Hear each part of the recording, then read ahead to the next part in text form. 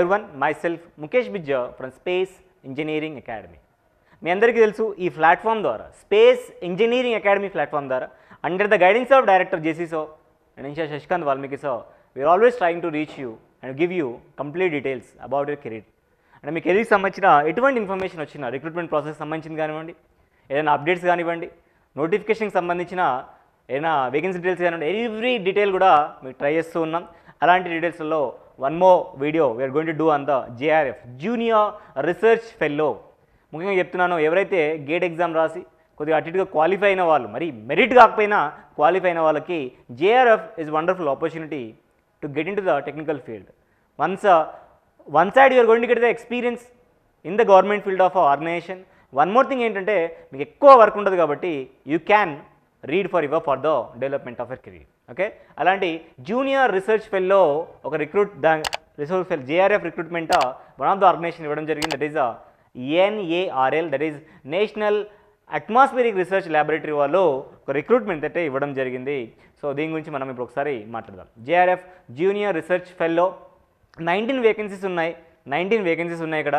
ముఖ్యంగా EC complete చేసుకున్న వాళ్ళకి బీఆర్ బీటెక్ ఈసీలో కనుక మీరు డిగ్రీ ఉంటే డెఫినెట్గా you're eligible to apply here, right? So one more thing, ఈసీతో పాటు you should have some minimum GATE score కొద్దిగా తక్కువ ఉన్నా కానీ డెఫినెట్గా మీరు సెలెక్ట్ అవ్వడానికి అయితే ఛాన్సెస్ అయితే హ్యూజ్గా ఉన్నాయి. ఓకే, మొత్తం 19 వేకెన్సీ ఉన్నాయి. You are going to get a stipend of 37,000 per every month as a stipend to support your research here. Okay, so దాంతోపాటు హెచ్ఆర్ఏ కూడా ప్రొవైడ్ చేస్తారు. సబ్సిక్వెంట్ సెకండ్ ఇయర్ అయిన తర్వాత ఫస్ట్ 2 ఇయర్స్కి పేమెంట్ ఉంటుంది. సెకండ్ ఇయర్ తర్వాత మాత్రం you're going to get 42,000 per month.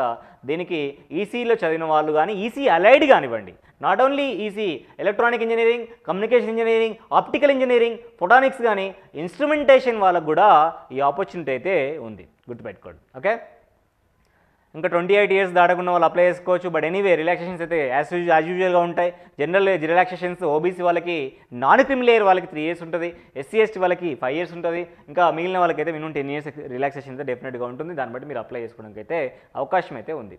Okay, essential qualification degree ఉండాలని చెప్తున్నారు ఆల్రెడీ. ఎస్, సో ఫర్దర్గా చూసుకుంటే పే అలవెన్సెస్ ఆల్రెడీ నేను మెన్షన్ చేశాను అంతకుముందే. ఓకే, సో కొద్దిగా లేట్గా చెప్తున్నాం, బట్ ఇంకా ఆపర్చునిటీ అయితే ఉంది. లాస్ట్ డే 24th వరకు అయితే మనకు కనబడుతుంది.